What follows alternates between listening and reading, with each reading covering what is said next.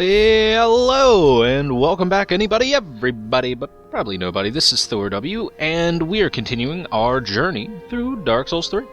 In the last episode, we went off and we murdered the Crystal Sage, so let's go ahead and take a look at the soul of the Crystal Sage. The twin Crystal Sages once served as spiritual guides to the scholars of the Grand Archives, and only went on to ally with the Undead Legion. Pretty cool. Let's go ahead and talk with Ludleth and see what you can transpose that soul into. You can get Crystal Hail, which is the spell that Crystal Sage shoots up into the air and it kind of rains down on you. Unique sorcery developed by extraordinary preacher twins known as the Crystal Sages. Casts a cascade of small crystal soul masses from above. Crystal soul masses have piercing qualities. In a pact said to have been formed long ago, one of the sages allied with the Undead Legion in order to train the sorcerers of Faerun. Makes sense. And also the Crystal Sage's rapier, thrusting sword with tiny crystals scattered across its blade, used by the Crystal Sages for self-defense.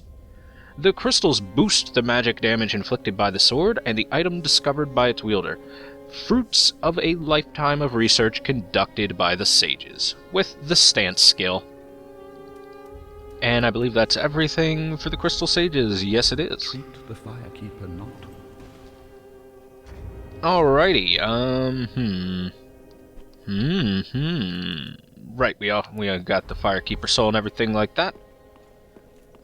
I did forget I wasn't quite supposed to go back there quite yet, but hey, it's fine. It's fine. Now then, let's go over to our Crystal Sage bonfire and continue our journey.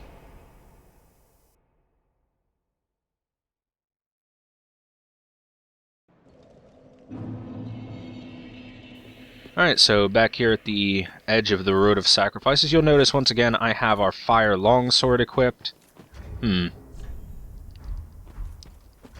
double check something. Only 5 shards? Okay, we're fine. I could not upgrade it if I wanted to. Anyway, I have our Fire Longsword equipped once more. There's good reason for that. There's going to be quite a few enemies that you're going to want a fire weapon for. Hey, buddy. Oh, you got close enough to your friend. I got Twinkling Titanite. Apparently a crystal lizard fell off of a cliff somewhere. Somewhere being, like, behind us. Down there. Somewhere down there. And look at these guys go. Look at you go!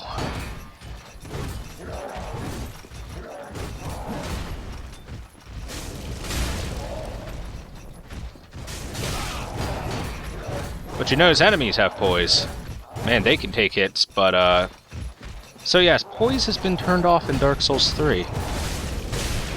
I don't know why, but poise has been turned off. It doesn't matter how big and heavy your armor is, or how slow your roll is, and how much you sacrifice to try and get some poise, you will not withstand the babiest little hit from an enemy. It will stagger you. I am unsure as to why FromSoft would do this thing that they did.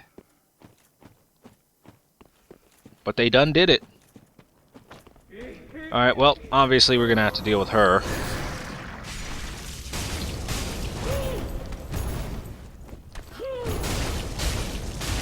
Excuse me, ma'am. Oh, that reaches far. Get backstabbed, you're done. Oh, not quite. She fell on me when she died? What? Hey, the Herald equipment. We'll look at that in just a moment.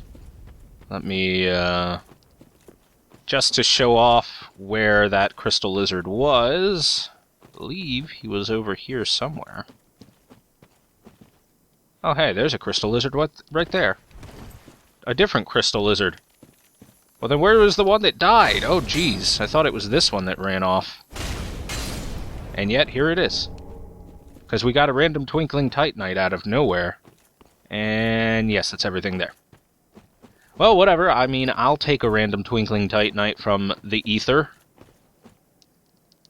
And give it to ourselves. Let's go ahead and take a look at that Herald equipment. And there's also a shield we didn't look at that I'll take a look at. Man, there's so much stuff I keep forgetting to look at. Herald Helm. Steel helm said to be worn by heralds of the Way of White, who deliver commandments of duty. Protection made of steel has excellent physical absorption, but is found lacking against blunt strikes and lightning damage. And I believe this is going to be the same with pure white cape, the signature of Heralds of the Way of White. Leather gloves, fairly plain but made to last on long journey, and quilted trousers said to be worn by Heralds of the Way of White. The insulated material is effective against strike damage, nicely complementing steel protective wear. How nice! In addition, we did get a shield that will have some info on it back at the swamp. We got two shields. The Grass Crest shield, lightly imbued with magic, which slightly speeds up stamina recovery, which is nice. It has the parry skill. And Twin Dragon Great Shield, the lightest of all great shields, made from wood and decorated with a two-headed dragon. Great shields are the largest type of shield and offer both high stability and damage absorption, making it easy to deflect enemy attacks, with the Shield Bash skill, which allows you to attack with your shield. Okay. So yeah. I mean, I found out just recently, poise is not a stat that players actually have available to them in the game. You can have the biggest, fattest, heaviest armor, which in this game I believe would be Havel's. You can have full Havel's armor, equip it, and the early game enemies will still stagger you. Ridiculous. So this guy is guarding that item. I'd like it. He went to kick me. I don't know what he was about to throw at me, but we put a stop to that. Let's leap at him! Yeah, we got him! Not worth, because we took some hits, but whatever. It was fun. Oh, throwing knife. Leap at him again! Oh wow, he doesn't care. He poised right through it. I wish we had poise like that. Here, I can do that too. Only mine's more effective. Later, son. Paladin's Ashes. Be sure to get those. Shrine Handmaid will prepare new items. Umbral Ash of a worn-out paladin who sought the Cathedral of the Deep. With this, the Shrine Handmaid will prepare new items. The paladin paid quite a price for his headstrong justice. And you see, actually, the image of that, it looks like he's gripping a Hunter's Talisman, a Lloyd's Talisman. Pretty interesting. Pretty cool. Let me see, where is it? Is it up here and around here, I think? Ah, no. Right here, there we go. Come drop down here on the right side. Take a run right up here. By the way, for anyone wondering, this is my third playthrough of the game, technically. Grass Crest Shield, which I don't think has any significance to it, but we'll take a quick look. I think it's just a shield. A knight shield engraved with a crest, one of the enchanted blue shields. The crest shield greatly reduces dark magic. It certainly does. 86 defense on it. So that guy's a bandit. Let's get the drop on him. Literally. Because it's funnier that way. Whoop. I am mistiming parries like crazy on these guys. Which I never do. It's ridiculous. You notice he did a kick there. That's because I was kind of holding my shield button. If you hold your shield button, generally NPCs will try to kick your shield. Oh, okay, can't play with him now because he shouted. He shout, let it all out. These are the things I could do without, so come on.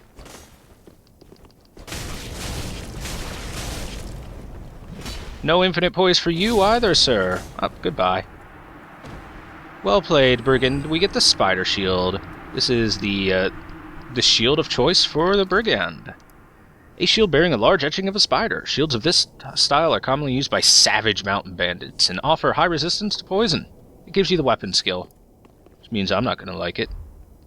By the way, I kind of want to equip the target shield here. Yes, there we go. That way. What? What do you... Oh, jeez. I meant to do this. And add it. There we go. Perfect. This way I'll have a good parrying shield. I like the target shield. I've liked it since Dark Souls 1. It's been my shield of choice. So, dog enemies. So fire weapons work extremely well. You hit them once and they have to roll on the ground for a little bit, try and put out the fire. There are some naughty crossbowmen up this way, and another naughty puppy dog. And the crossbowmen all shoot fire arrows, so they will do a little bit of damage through your shield unless you have like 100 fire resistance on it.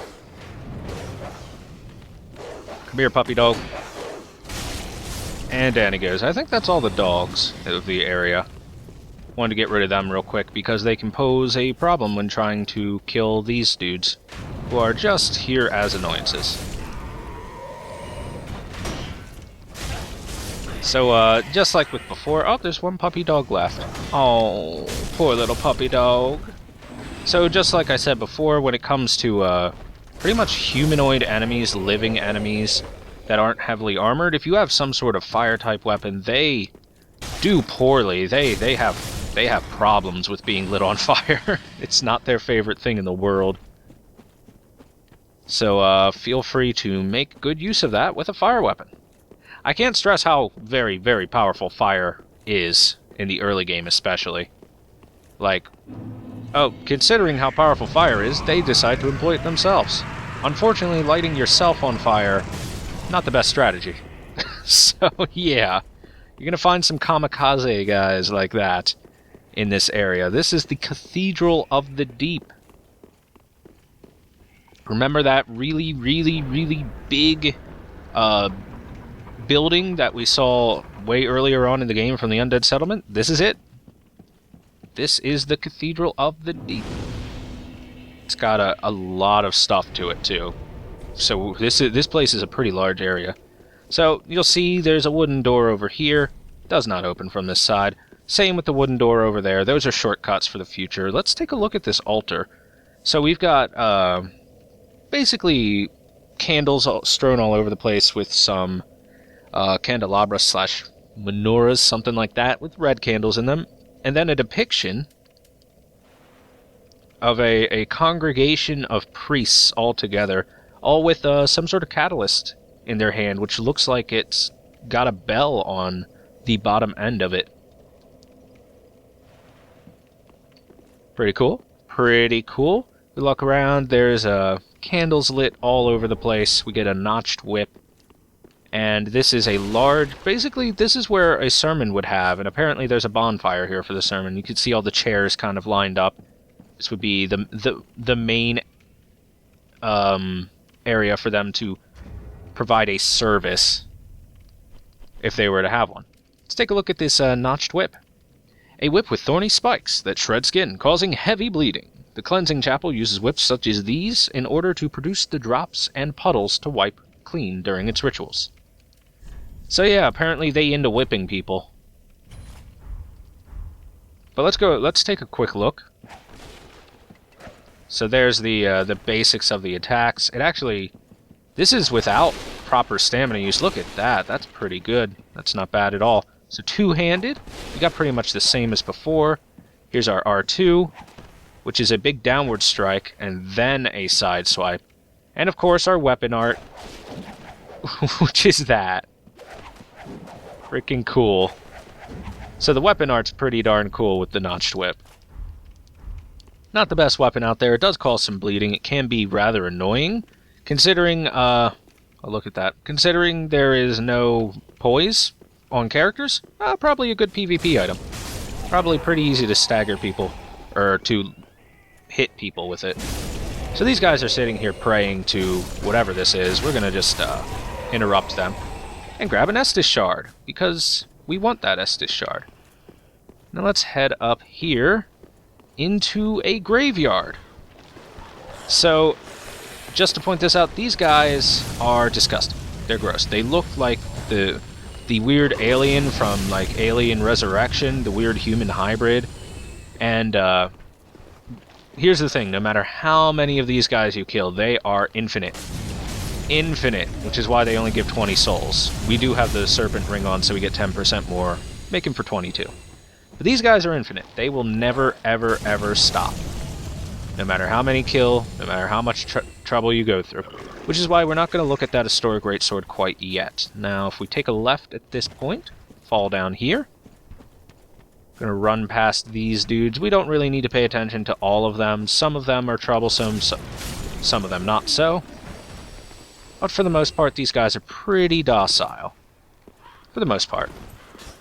Now then, let's grab this Fading Soul and this Executioner's Greatsword, the true prize here, and that activates these guys. And these guys are a little bit more... dang it. I was hoping that wouldn't happen, but we got grabbed. These guys are a little bit more aggressive. A lot more aggressive, and we're getting stun locked a little bit. So we are covered in leeches now. These are leech things. Let's see, where's our torch? There's our torch. Now, if I recall correctly, I think torch helps out with the leeches. Yeah, the torch pretty much takes the leeches off of you. So if you have a torch, go ahead and keep it equipped. Whoa! So yeah, you can actually see that happening before these guys spawn out. These guys are disgusting. They vomit leeches out, the normal ones vomit leeches out, and once they have evolved, they eventually become those things that leap out, that reach out of their chest and attack us like that. And there's one just kind of out. Going for the grab. And like I said before, you want to just pull your torch out, get rid of those leeches. The longer you have leeches on, the more bleed buildup you're going to get, until eventually you will bleed. Oh, hey there. So yes, if you block attacks, if you get touched by attacks, leeches will pop up on your body. And then you're going to need to pull your torch out, or if you have red moss clumps, you can pull that out as well. So, let's go over here, and this is the beginning of enemies that really wish they were in Naruto. Come here, buddy. Come here, Narutard. Ready? Here he comes. Ooh. Luckily, they can be backstabbed if they're dumb enough to do big attacks like that. And they can be staggered pretty easily. Oh. But then we hit the, we of course hit the stupid thing there. Grave Warden skirts, so we know what they're called, Grave Wardens. Now down there is a white birch tree. If you recall, the giant shoots at white birch trees, but we took care of him. So you can see giant arrows all over the place. The giant would shoot you. Would shoot at the area at the very least. He would actually help you out if you made peace with him and came by here. But I murdered him. In cold blood. Even though he said he'd help anytime. So there's an undead bone shard on this grave. We want to get rid of these guys for the most part. And it's better to dodge than it is to block when it comes to these enemies, because they get bleed build up. They dump leeches on you. So there's actually some I mean, this game has some pretty creative ways to try and balance out dodging and shielding, and this is one of them. Enemies like this that, when they hit you, they dump leeches on you, which build up the bleed stat. Which, of course, is not the most ideal of things. You don't really want to start bleeding out your butthole. So, the white birch tree gives young white branches. As always, the real prize was the undead bone shard over there in that coffin. Nice, nice, nice. Making some good progress. Now, I don't quite want to go up there yet. Got some more stuff. Apparently someone fell off a cliff. Got some more stuff to look at. If we come right over here. Oh, baby. Curse Ward, Great Shield. And now we finally reached a safe place where we can look at a couple of the things we've picked up. So, we got the historic Greatsword right over here. This greatsword, bestowed only upon elite knights, is a relic of the ruined land of Astora. Designed for a focus on thrust attacks, this sword is heavy, hard, and sharp, but not unusually heavy, actually. With a charge skill, hold the sword at waist and charge at the foe. Which is, not bad, actually. It's actually a pretty good skill. Surprisingly useful in PvP. A lot of people don't expect it, or just try to block it and it doesn't do well for them. Okay, the Executioner's Greatsword. The greatsword of a debauched executioner used for beheadings. This sword retains a keen memory of its executioner's duty and absorbs FP from each fallen foe. So this is a pretty decent ability, if you make use of pyromancies or skills constantly, this restores some FP every time you kill something. It has the Stomp skill, which uses one's weight to lunge forward with a low stance and increase poise. Haha, increase poise. Oh, the stat that doesn't exist. And follow with a strong attack for a spinning slash. So, you know that really big... Hold on. Let's go ahead and equip it. I'll show it. Ready? And then you can follow up like that. So, pretty cool.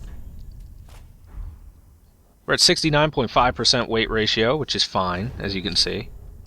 What else did we get? We got a shield. I don't think we got any other weapons. Doesn't look like it. Doesn't look like it. Reinforced club, just a club with nails in it.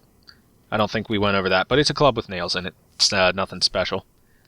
So, we got the Cursed Ward Great Shield. Great Shield given to those who resisted the curse long ago. Far too heavy for an ordinary person, perhaps it signifies the foolishness of resisting the curse, and yet those who bear the weight of this shield will not find its protection against curses wanting.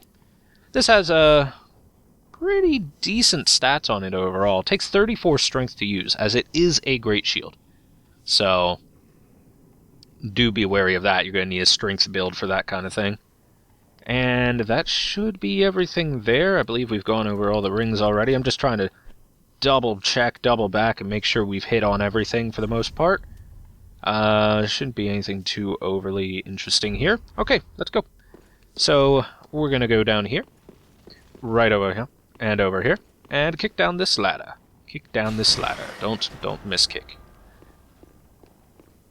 And then we descend.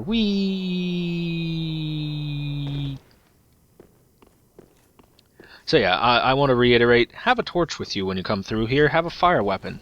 You're about to see why you want a fire weapon. Look at these guys, they are big and leechy. And they hate fire. Oh boy, do they hate fire. Just to give a good comparison, let's grab my Uchi Katana. Jeez, we're going to need to take off my helmet. Oh wow, I am filthy.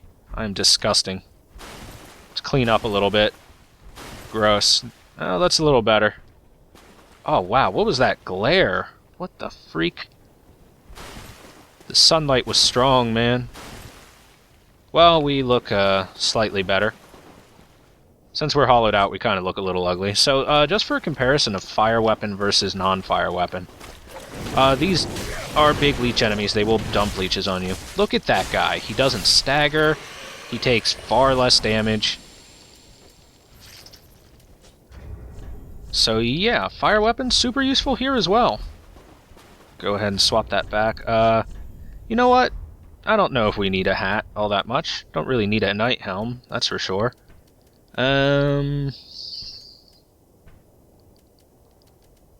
mean, we could go Fallen Knight Helm for a little bit of stuff. Maybe Cleric Hat. Damn, we gotta get our fashion souls on point. Let's get the Sellsword Helm. Let's get our dumb hat.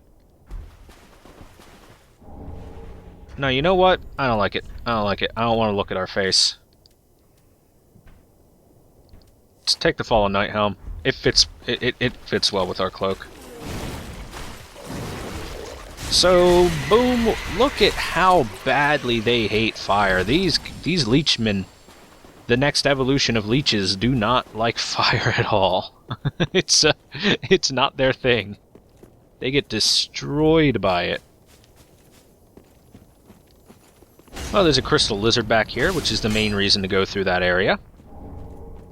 With a twinkling titanite, and right over here we can grab ourselves a titanite shard. More upgrade materials are always welcome in the House of Thor. Let's move on over here. Another crystal lizard, next to a kind of a crystal field. So don't follow that crystal lizard straight. You want to kind of run crystal lizards into the wall, because otherwise you end up running them over here, and then his big brother gets real angry that you're messing with him. Want to make sure you get this guy, as it is a titanite scale for killing one of these.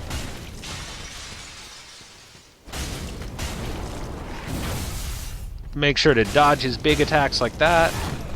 But otherwise, stagger him, riposte him if you get the chance, and it's an easy kill. No big issue. Titanite scale for our trouble. Very nice. Now we can come over here, and look, another leechman. Let's give him a wake-up party. Oh, they don't like it. They hate it. They hate it. And we get the poison bite ring. Let's go ahead and take a look at that, shall we? Let's see. The poison bite ring increases poison resistance. One of the bite rings native to Kareem increases poison resistance. The crafting of these rings is forbidden, perhaps owing to a field of malleable stone. Clerics, however, do it because God will protect me. I'm in the right because God. Clerics. You might be able to tell I slightly don't like the clerics in Dark Souls. They're kind of jerks. Massive jerks. Massive wankers. Let's see, so if we come over here, this is that window we saw earlier at the church, and another Titanite shard. And there's an item over there I should have picked up first, because I think I'm going to head back to the church. Nah, I don't need to. But we'll come grab this item for sure. For sure, like totally. Let's pick that up, another Titanite shard. Very nice. And so, with that, we'll run back in here and get back on our Snake Eater ladder climb. I'm still in a dream, Snake Eater. Ba, ba, da, ba, da.